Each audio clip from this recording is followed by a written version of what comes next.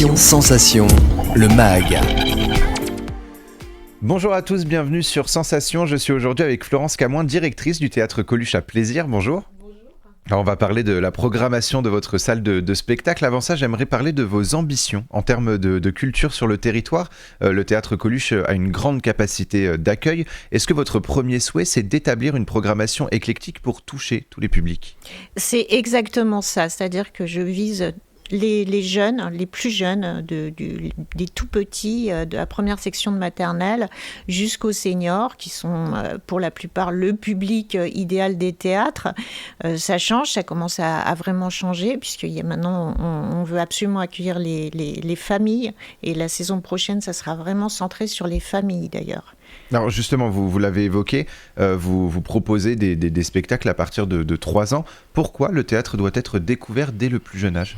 Mais parce que sinon on va les perdre, c'est le public de demain, il faut les initier, et c'est vrai qu'au début c'est un public captif, on les amène au théâtre, c'est les écoles qui les amènent, mais si ça leur laisse des souvenirs inoubliables, ils reviendront par eux-mêmes, et ça c'est essentiel. À l'époque des chaînes de télé, de Netflix, de toutes les plateformes, il faut absolument que les jeunes découvrent le plaisir du direct, du live, de la vie. Les salles de spectacle de Saint-Quentin en Yvelines proposent de nombreux spectacles tout au long de l'année. Vous travaillez notamment avec la Clé des Champs, qui est également à Plaisir, sur la programmation de certains spectacles ou concerts. Pourquoi les acteurs culturels doivent travailler main dans la main, selon vous ?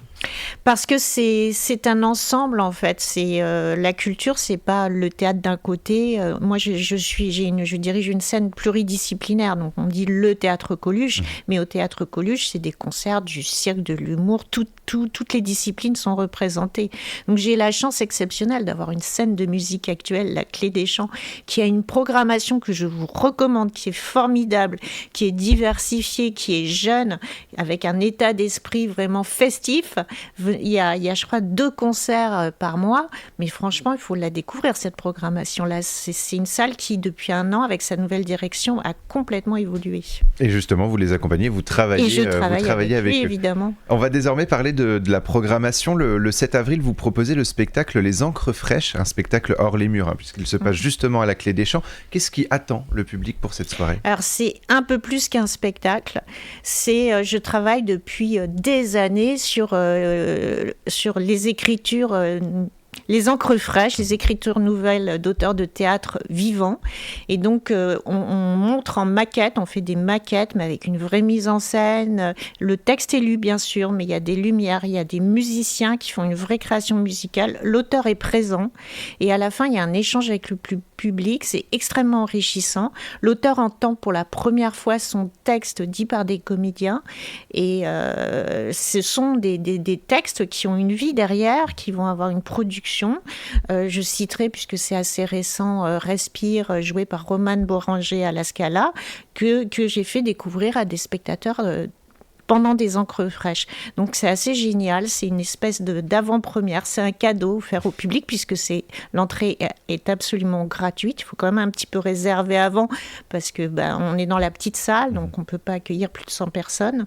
Et ce qui est génial, c'est que le lendemain, on fait un autre texte, jeune public, un texte de Laurent Contamin, avec 10 jeunes qui sont issus des classes chat du collège et quelques-uns qui sont issus de la classe théâtre du conservatoire, et ils vont avoir leur auteur qui va les entendre pour la première fois dire son texte et qui va pouvoir échanger avec eux. C'est encore un magnifique cadeau. Alors justement, oui, ça avec les élèves du collège Blaise Pascal, ça sera donc le 8 avril, ouais, et ça s'appelle le soleil de Mauze. Exactement. Vous l'avez dit, le 7 avril, c'est gratuit. Pourquoi est-ce que vous souhaitez justement mettre des événements gratuits, des spectacles gratuits ? Parce que c'est la curiosité là que je veux vraiment provoquer chez les gens.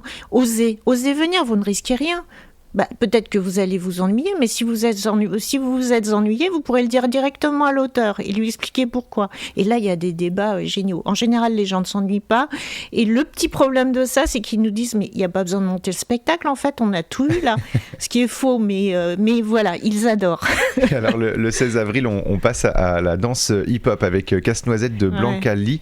C'est au Théâtre Coluche. Qui est Blanca Lee et pourquoi avoir programmé ce spectacle au Théâtre Coluche ? Parce que c'est une de nos plus grandes chorégraphes espagnoles. Et puis, j'adore l'état d'esprit espagnol totalement décalée, elle dépoussière complètement Casse-Noisette. Alors il y a quelques petits extraits de l'original, du ballet original, mais c'est totalement détourné, c'est hyper drôle, c'est à l'espagnol, c'est enlevé, c'est du hip-hop comme on en voit rarement. C'est une totale redécouverte de Casse-Noisette. C'est unique, c'est même pas descriptible en fait, ce que les gens vont voir. C'est hyper drôle, c'est hyper virtuose en termes de danse, mais vraiment, est tellement inventif. Et le 20 avril, Fabien Olicard sera sur la scène du théâtre Coluche pour son one-man show Archétype. On va écouter un extrait de son passage au Montreux Comédie et on poursuit juste après. Ça vous impressionne toujours un peu ce genre de choses? Alors, je vous rassure, on est des hommes comme les autres, sauf qu'on est mentaliste. Il y a quelques années, quand je disais aux gens que j'étais mentaliste, personne ne savait ce que c'était.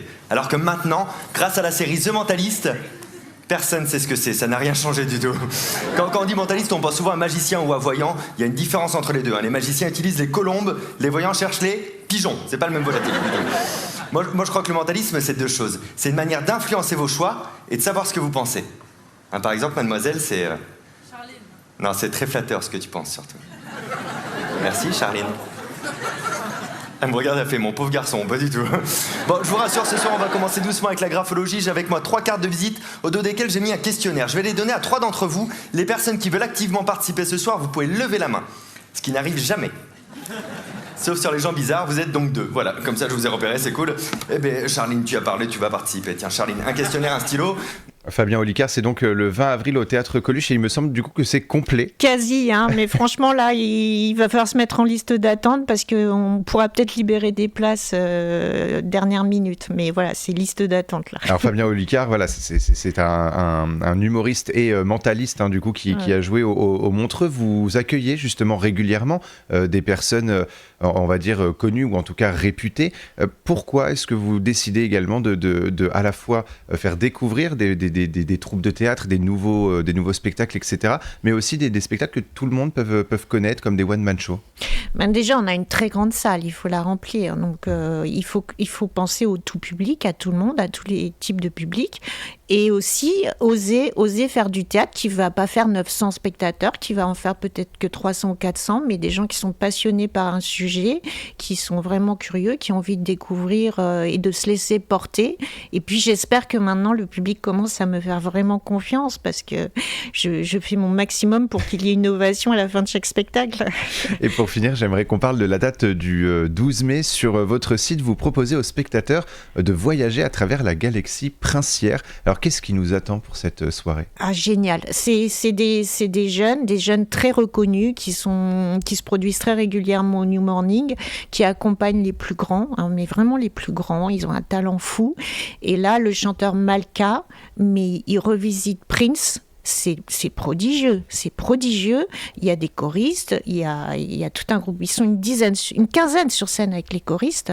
Mais vraiment, moi, franchement, j'étais pas fan de Prince et grâce à eux, maintenant, je suis devenue fan. Mais finalement, c'est un spectacle à ne pas louper. Ah à ne pas louper parce que c'est pour tout le monde là. Voilà, c'est pas que pour les cinquantenaires, soixantenaires qui ont vécu leur jeunesse avec Prince. C'est aussi pour les jeunes qui vont découvrir un des plus grands en matière de mélodie. Et moi, j'avais besoin d'être initiée à ces mélodies. Et grâce à eux, j'ai découvert vraiment. Alors tous les spectacles, vous les choisissez également en fonction de vos coups de cœur. Vous êtes une passionnée de théâtre. Exactement. Et plus largement d'art du spectacle. C'est un peu, je suis tombée dedans quand j'étais petite. Mon père était sociétaire de la Comédie Française. Je suis moi-même autrice et metteuse en scène. Donc, je sais ce que c'est que créer un spectacle. Je sais à quel point on sue, on souffre, on tremble le jour de la première. Donc, c'est très important. Ce rapport aux artistes, c'est qu'on fait, j'espère, faire partie de la famille, de la grande famille du spectacle vivant et que ça se ressent. Et vous avez évoqué en début d'émission un peu la saison prochaine qui serait portée sur les familles. Pourquoi vous concentrez justement sur les familles, sur une saison familiale? Parce que j'ai l'impression que je n'ai pas assez pensé à eux jusqu'à présent. Je sens qu'ils ont envie de venir au théâtre plus souvent.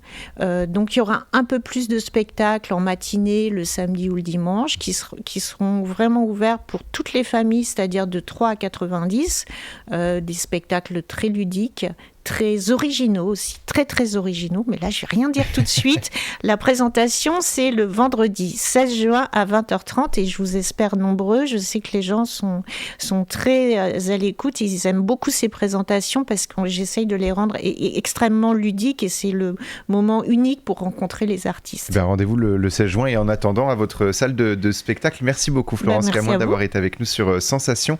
Et pour revoir ou réécouter cette émission, rendez-vous sur notre site et notre application Radio Sensation.